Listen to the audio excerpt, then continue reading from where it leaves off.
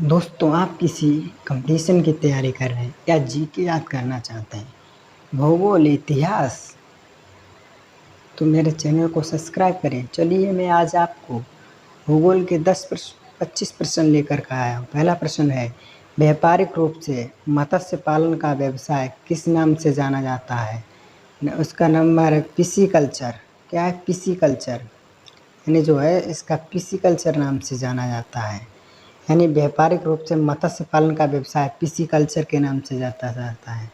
परीक्षा में आपसे पूछा जाएगा कि पिसीकल्चर के नाम से कौन सा व्यवसाय माना जाता है, तो आपको कैसे लिखना है? मत्स्य पालन, यानी जो मछली का पालन होता है उसे लोग पिसीकल्चर के नाम से जाना जाता है।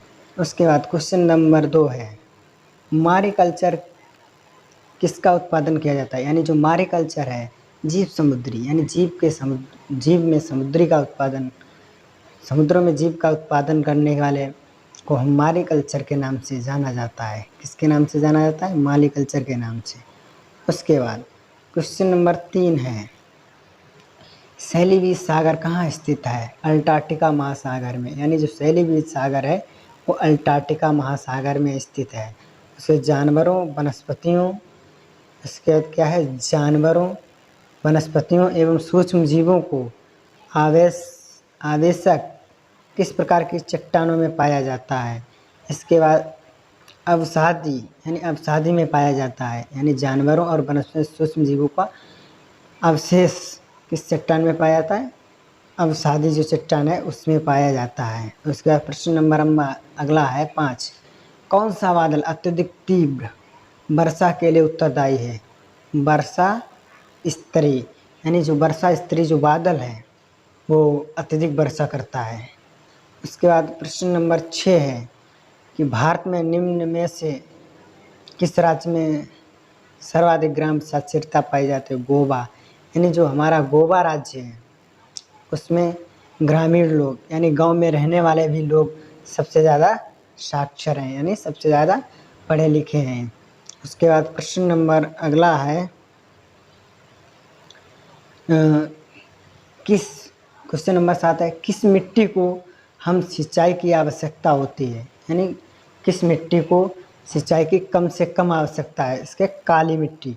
काली मिट्टी जो है हमारे लावा द्वारा जो निकलती है, जो लावा से निकलती है उसमें जो सबसे कम जो होती है सिंचाई की मात्रा होती है, क्योंकि नम मिट्टी चिकनी होती है। विश्व का सबसे व्यस्त समुद्री रास्ता है, यानी जो पूरे विश्व में सबसे व्यस्त, यानी उस पर सबसे ज़्यादा लोग चलने वाले समुद्री मार्ग कौन सा है? उत्तरी अंटार्कटिका महासागर। जो उत्तरी अंटार्कटिका महासागर में जो समुद्री मार्ग है उस पर सबसे ज़्यादा लोग चलते हैं। इसके बाद अगला देखिएगा क्वेश्चन नंबर 9, समान वर्षा होने वाले क्षेत्र को जोड़ने वाली रेखा कही जाती है? यानी जो समान, यानी लगातार, यानी समान वर्षा हो और जोड़ने वाली रेखा को क्या कहते हैं? आइसोहाइड। आइसोहाइड क्या कहते हैं? आइसोहाइड कहते हैं। क्या कहते हैं? आइसोहाइड। उसके बाद क्वेश्चन नंबर अगला है 10 नंबर है, देशांतरीय दूरी 1 घंटे के किस समय अंतराल के बराबर होती है? यानी देशांतर, यानी जो हमारी रेखाएं हैं उनके देशांतर की जो दूरी है 1 घंटे में किस अंतर के, 1 घंटे में कितना अंतर तय कर सकते हैं? 15 डिग्री। कितना? 15 डिग्री तक हमारी जो देशांतर रेखाएं हैं 1 घंटे में मतलब कोण बना सकती हैं। उसके बाद अगला देखिएगा कि भूमिगत जल का स्रोत कौन सा है? यानी भूमिगत, यानी जो भूमि में, जैसे हमारे राजस्थान में जो टैंक बनाया जाता है उसमें भूमिगत टैंक, यानी जो पानी को एकत्रित किया जाता है, उनमें कौन कौन से स्रोत हैं? वर्षा जल हिम एकत्रित करके, या सहजात जल, या मेघना जल आदि एकत्रित करके, यही जो है मुख्य स्रोत हैं। किसके स्रोत हैं? मुख्य स्रोत हैं किसके? भंडारण के। देखिएगा। उसके बाद अगला है कर्क रेखा, कर्क और मकर रेखा के क्षेत्र को क्या कहते हैं? जैसे कर्क रेखा और मकर रेखा के जो बीच में जो क्षेत्र आता है उसे क्या कहते हैं? उष्ण कटिबंध क्षेत्र। यानी जहाँ जो इन दो रेखाओं के बीच में जो क्षेत्र आता है उष्ण कटिबंधीय क्षेत्र वहाँ जो है फसल कम पैदा होती है। उसके बाद क्वेश्चन नंबर अगला देखिएगा 13 है कि धरती के तल का लगभग कितने प्रतिशत भाग पानी है। यानी धरती के लगभग कितने प्रतिशत भाग पानी है। 71%, लगभग 71% हमारे पूरे विश्व में जल की मात्रा है और 29% लगभग पृथ्वी पर मिट्टी उपलब्ध है, मतलब धरती है, जमीन है। उसके बाद क्वेश्चन नंबर 14 है मकर संक्रांति सूर्य की किरण लंबवत पड़ती हैं। मकर संक्रांति को, यानी जो हमारी मकर संक्रांति मनाई जाती है, उस दिन सूर्य किस किरण के लंबवत है? मकर रेखा।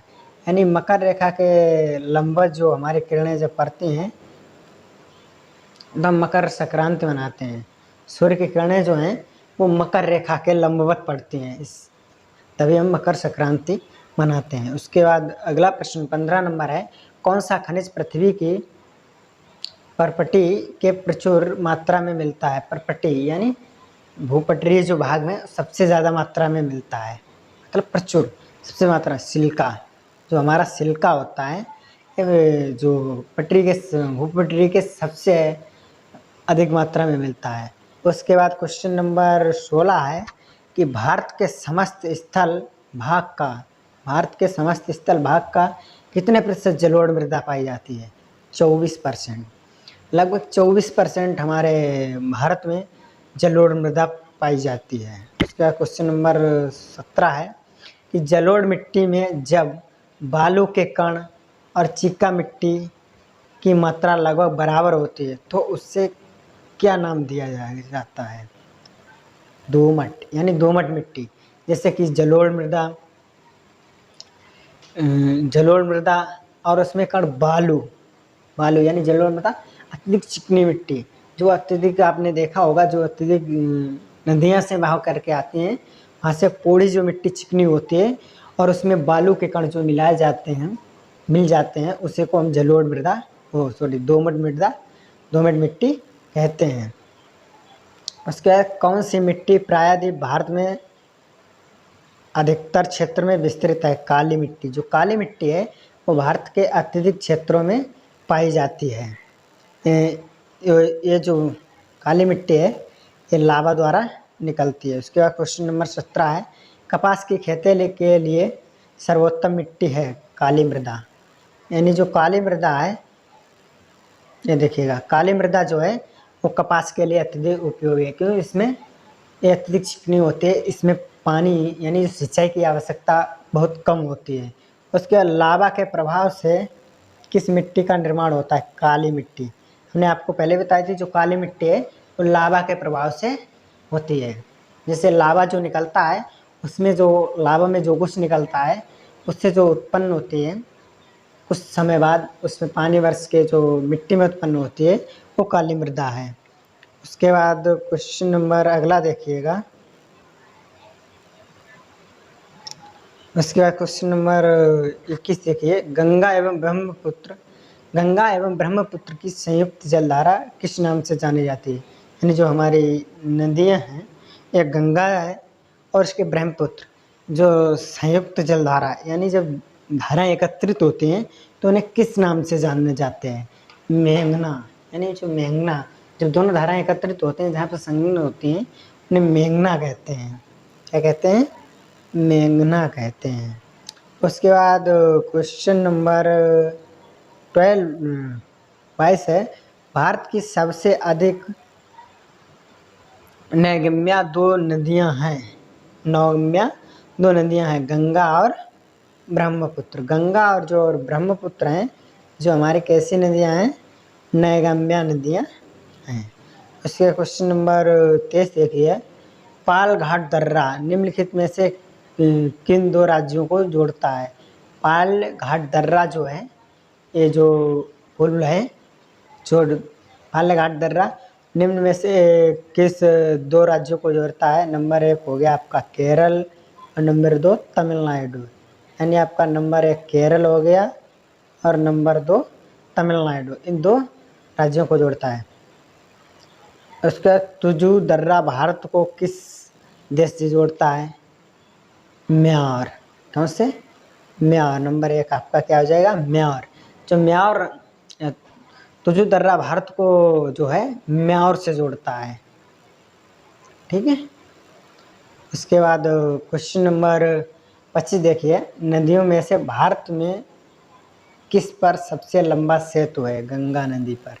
यानी जो गंगा नदी पर है वो सबसे लंबा सेतु बांधा गया है। क्या है? यानी जिसे आप कह सकते हैं पुल। यानी गंगा नदी पर सबसे लंबा पुल बांधा गया है। कृपया इसी प्रकार के जीके के वीडियो देखने के लिए मेरे चैनल को सब्सक्राइब करें तथा वीडियो को लाइक करें, अपने दोस्तों के साथ शेयर करें। मिलते हैं आपको कल अगले वीडियो में। कृपया मेरे टेलीग्राम चैनल को भी ज्वाइन कर लें ताकि आपसे सबसे पहले मिलते रहे। अगर आप इससे पहले के वीडियो नहीं देखे हैं तो वीडियो की लिंक डिस्क्रिप्शन में है। मिलते हैं आपको अगले में, तब तक के लिए जय हिंद, जय भारत।